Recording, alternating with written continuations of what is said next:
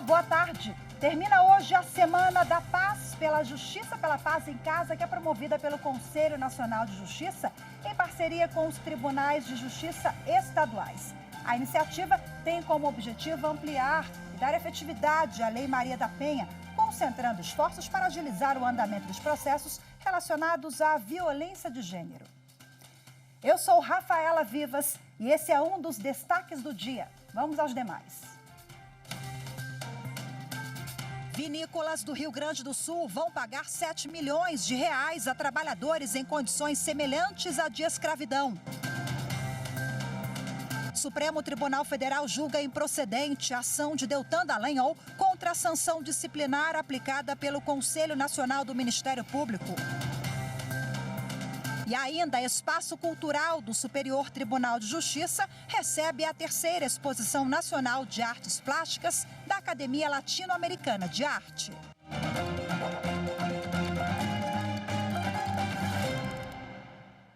As vinícolas Aurora, Garibaldi e Salton, que ficam em Bento Gonçalves, no Rio Grande do Sul, vão pagar 7 milhões de reais aos trabalhadores resgatados em condição análoga à escravidão. As vinícolas assinaram termo de ajuste de conduta com o Ministério Público do Trabalho, que investiga o caso. O acordo ainda prevê uma série de medidas que as vinícolas devem tomar para garantir a dignidade dos trabalhadores. O Ministério Público do Trabalho ainda atua para responsabilizar a empresa Fênix Serviços Administrativos e Apoio à Gestão de Saúde Limitada, que forneceu a mão de obra terceirizada às vinícolas. Os trabalhadores eram atraídos da Bahia com a promessa de uma vida melhor. A 7ª turma do Tribunal Superior do Trabalho considerou válida a penhora de parte dos proventos de um aposentado para o pagamento de honorários advocatícios. Os ministros afastaram a tese de impenhorabilidade por entenderem que os honorários têm natureza alimentar. As informações com o repórter Daniel Vasques. O aposentado havia apresentado reclamação trabalhista contra a Companhia de Processamento de Dados do Estado de São Paulo, a Prodesp. Ele queria receber a parcela salarial denominada sexta parte. O pedido foi julgado improcedente e o juízo o condenou a pagar os chamados honorários advocatícios sucumbenciais, devidos pela parte perdedora na ação. Como o valor não foi pago, foi determinada a penhora sobre os proventos depositados em sua conta bancária. Ao afastar a penhora, o Tribunal Regional do Trabalho da 2ª Região em São Paulo entendeu que os valores relativos à aposentadoria são impenhoráveis, nos termos do artigo 833 do Código de Processo Civil. O parágrafo 2º desse dispositivo até permite a medida para pagamento de prestação alimentícia. Contudo, no entendimento do TRT, os honorários de sucumbência devidos ao advogado da empresa não se enquadrariam nessa definição. O relator do recurso de revista da empresa na 7ª turma do TST, ministro Evandro Valadão, lembrou que a jurisprudência do tribunal considera que, após a vigência do CPC de 2015, é possível bloquear valores de proventos de aposentadoria ou pensão, vencimentos, salários e outras remunerações para o pagamento de prestação alimentícia, independentemente de sua origem. A súmula vinculante número 47 do Supremo Tribunal Federal definiu a natureza alimentar dos honorários sucumbenciais. A decisão foi unânime. Com a autorização da Justiça, a Polícia Federal, em parceria com a Coordenação de Inteligência Previdenciária, realizou uma operação para combater fraude no INSS. Uma organização criminosa instalada no município de Codó, no Maranhão, inseria nos sistemas do INSS documentos falsos e alterava dados e locais de pagamento de beneficiários falecidos, fictícios e vivos. A Polícia Federal identificou 77 benefícios atrelados a essa organização criminosa, dos quais 32 fraudes já foram comprovadas nesse esquema. Bom, a operação mobilizou 35 policiais federais que cumpriram 12 mandados, sendo 8 de busca e apreensão e 4 de prisão preventiva, cumpridos no Maranhão e no Piauí. A 3ª turma do Superior Tribunal de Justiça decidiu que estipulante pode cobrar pagamento do seguro de vida em favor de beneficiários do segurado. A repórter Jéssica Castro traz mais informações. Os ministros decidiram por unanimidade que a empresa estipulante do contrato de seguro de vida coletivo tem legitimidade para ajuizar a ação contra a seguradora em defesa do cumprimento das obrigações pactuadas. Para o colegiado, em ação que se questiona o cumprimento das obrigações firmadas entre as partes contratantes, merece ser reconhecida a legitimidade ativa da mandatária. No caso julgado pela terceira turma, a estipulante ajuizou a ação para cobrar a indenização securitária que a seguradora teria se negado a pagar, sob a alegação de que o segurado falecido tinha mais de 65 anos e que esta idade não é abrangida pelo contrato coletivo.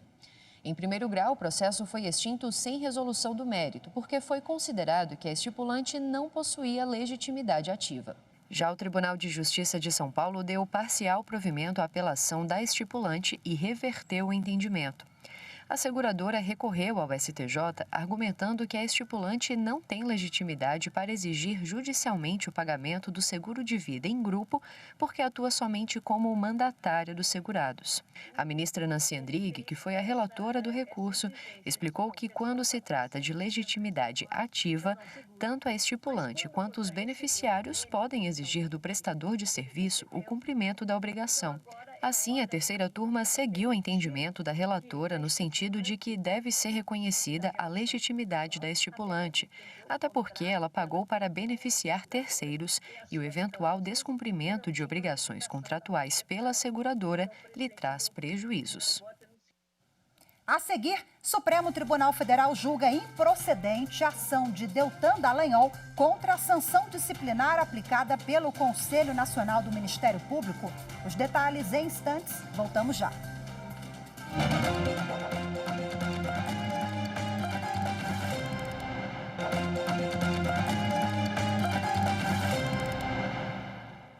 O ministro Dias Toffoli do Supremo Tribunal Federal julgou improcedente a ação ajuizada pelo deputado federal Deltan Dallagnol contra a sanção disciplinar aplicada pelo Conselho Nacional do Ministério Público.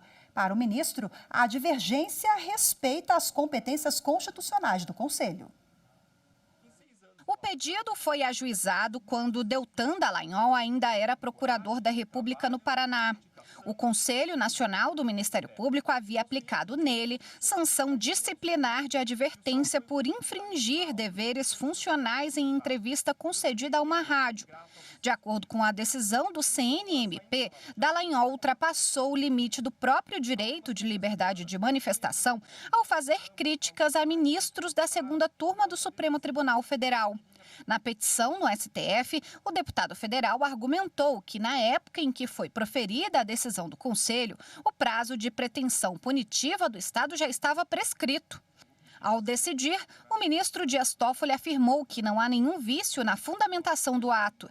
Segundo ele, a decisão demonstra, com toda a clareza e de forma exaustiva, que o então procurador da República adotou conduta incompatível com as atribuições do cargo que ocupava.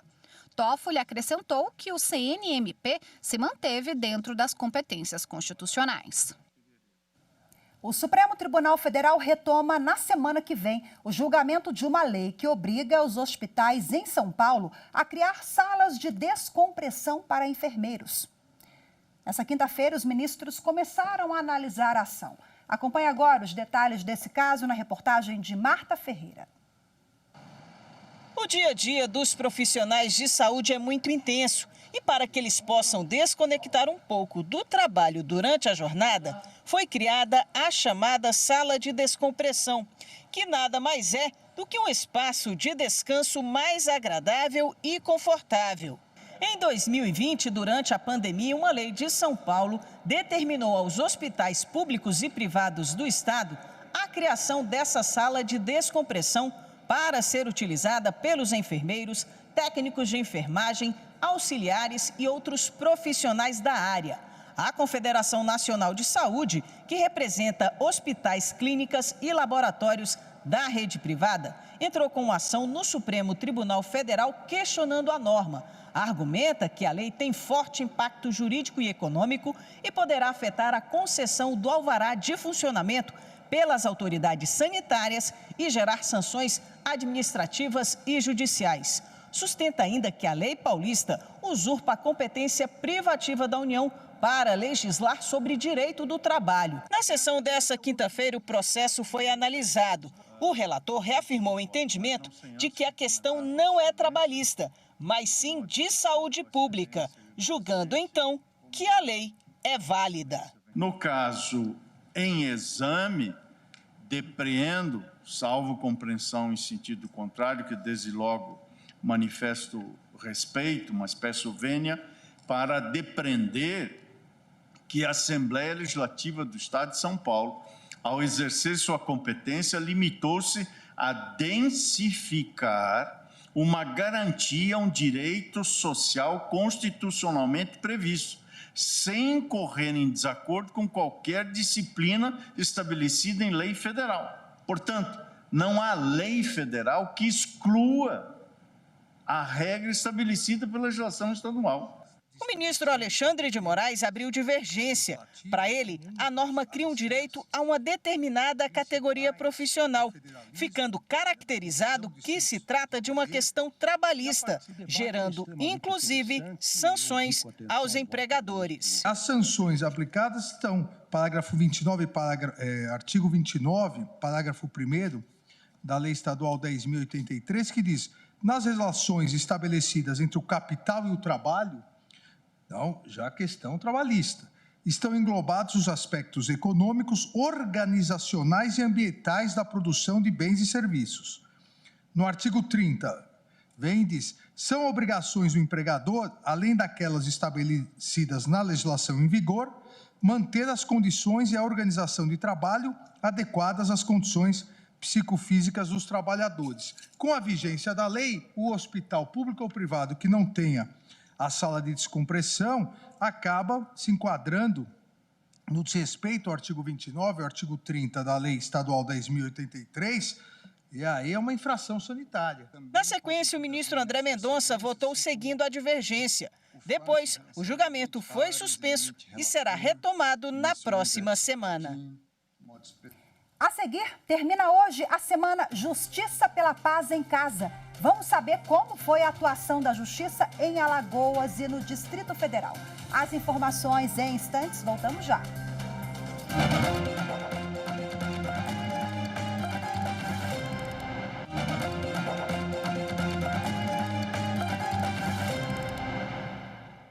Nesta semana do Dia Internacional da Mulher, o Superior Tribunal de Justiça lançou um vídeo com o objetivo de mostrar, por meio de depoimentos reais, que existe saída para o ciclo de violência que milhares de mulheres estão sofrendo nesse momento.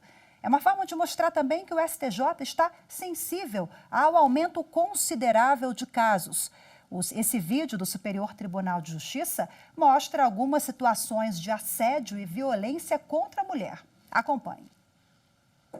No início era tudo conto de fadas. Começaram com as crises de ciúmes. Me jogava na parede, na janela. A sensação era de morte. A gente precisa tomar uma atitude. A gota d'água para mim fazer a denúncia foi a minha filha ver. Minhas duas filhas foram vítimas de abuso sexual No dele. desespero, a gente pensa que não tem saída. E a justiça vai ser feita. Eu consegui a medida protetiva. Ninguém bate, ninguém maltrata ninguém por amar.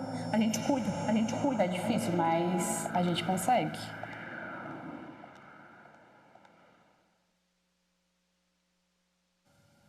O programa Justiça pela Paz em Casa, do Conselho Nacional de Justiça, promoveu ações em todos os tribunais do país para conscientizar que o fim da violência doméstica depende de cada um de nós. A reportagem é de Carolina Chaves.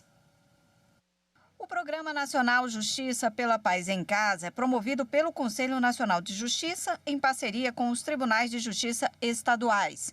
O objetivo é aprimorar e tornar mais célere a prestação jurisdicional em casos de violência doméstica e familiar contra a mulher, por meio de esforços concentrados de julgamento e ações multidisciplinares.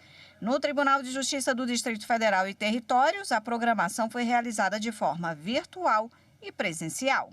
Aqui no DF, atividades foram realizadas por meio do Núcleo Judiciário da Mulher, com atendimentos de violência doméstica e conscientização dos direitos femininos. Servidores da Justiça também foram às escolas públicas da capital federal para orientar os jovens sobre a Lei Maria da Penha e as inúmeras violências de gênero. Os tribunais de todo o país realizaram ações que vão desde campanhas e palestras de conscientização até mutirão de atendimento voltado para a violência contra a mulher. Na capital alagoana, por exemplo, foram pautadas cerca de 176 audiências relacionadas ao tema. E vamos agora saber como foi a Semana da Justiça pela Paz em Casa, em Alagoas. A repórter Evne Araújo conversou com o juiz Kleber Rocha. Vamos acompanhar.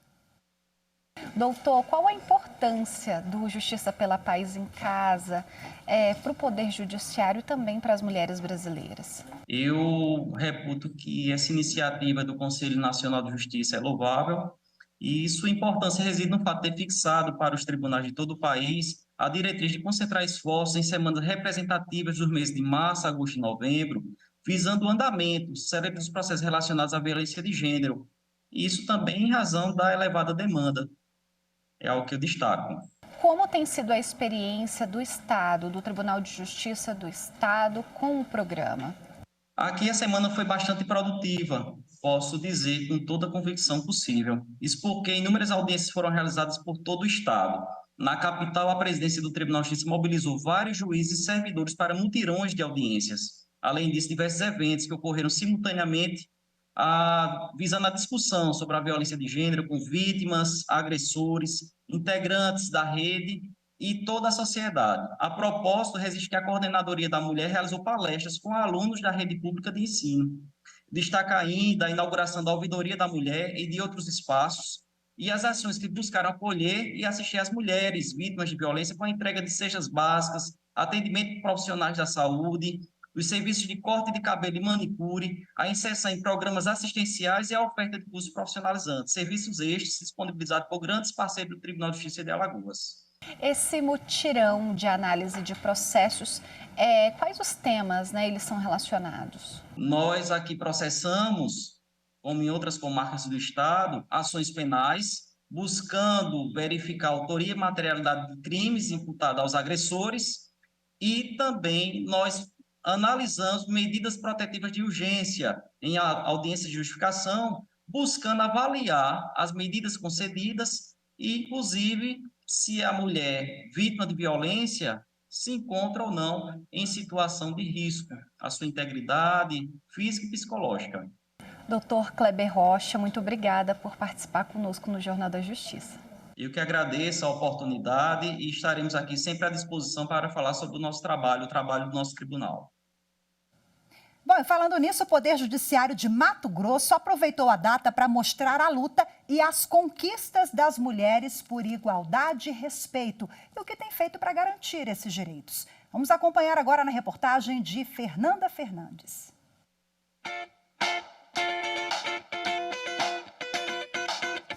Século 21, ano 2023. Elas estão em todos os lugares, funções e papéis. Podem ser e usar o que quiserem. Basta esperança, coragem e atitude.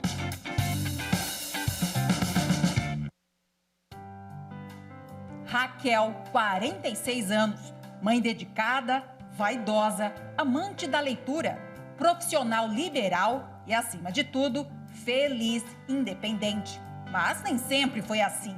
Há 5 anos, depois de ter sido vítima de uma tentativa de feminicídio, recorreu ao Poder Judiciário e deu início a uma nova vida. Estava sem emprego, sem ter como me manter, então eu fui trabalhar, tinha que me estruturar. Forte novamente, Raquel comemora o amparo recebido. Aí, com a ajuda do Judiciário, eu consegui a medida protetiva, a guarda do Augusto e as pensões, que é de direito nosso. O que me deixa mais feliz é que eu estou estruturada, eu estou na minha casa, eu sou independente, estou ajudando outras mulheres, Saber que você é útil para ajudar outras mulheres, isso não tem preço. E vocês, mulheres, que vivem isso, que passam por isso, não aceitem menos do que vocês merecem.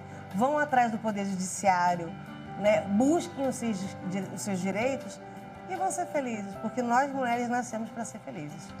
Assim como a Justiça garantiu os direitos da Raquel, o Poder Judiciário estará sempre aqui, mulher mato-grossense, para garantir os seus direitos.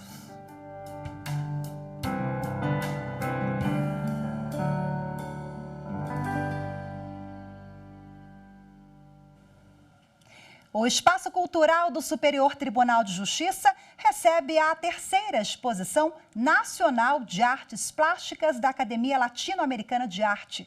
O repórter Rafael Porfírio foi lá conferir. Desde caricaturas a fotografias preto e branco, de tinta guache a óleo ou numa mistura com tecido. Em cada quadro e escultura, uma técnica diferente e o traço do artista. Tanta beleza não encanta apenas os críticos de arte, mas também gente como Pedro Henrique Afonso, estagiário do STJ. Esse daqui, por enquanto, foi o que eu mais gostei. Ele parece um pouco infantil, mas não é um desenho de criança, sabe? Eu gostei bastante dele, tem muito amarelo, eu gosto de amarelo. São 50 obras de 26 artistas, entre pintores e escultores. Juntos na galeria do Espaço Cultural do STJ, eles estreitam laços culturais de 8 estados brasileiros. O jornalista Fernando Girão gostou das variadas técnicas utilizadas nas obras. O que me chamou a atenção foi o colorido dos quadros belíssimos e uma arte muito criativa que embelezou aqui a galeria do tribunal. A terceira exposição nacional de artes plásticas da Academia Latino-Americana de Arte tem como curador Fábio Porchat. Lembrou o nome, uma pessoa conhecida, né? Pois é, o nome é o mesmo e a família também. O curador das obras é pai do humorista, retratado em caricatura feita por um dos artistas. O curador Fábio Porchat falou do orgulho em ter a mostra exposta em uma corte de justiça. O cidadão que entra nesse espaço para assistir a nossa exposição, para ver os nossos artistas, ele percebe que a justiça brasileira está colaborando com essa divulgação das artes e de nossa cultura. Ministros do STJ prestigiaram o lançamento da exposição, que fica até o dia 4 de abril na Galeria da Corte. Durante o evento, o ministro Moura Ribeiro recebeu um diploma de gratidão em nome dos artistas expositores por apoiar as artes brasileiras. É interessantíssimo notar a afluência das pessoas para o mundo da cultura e das artes. E o Tribunal da Cidadania se presta muito a isso.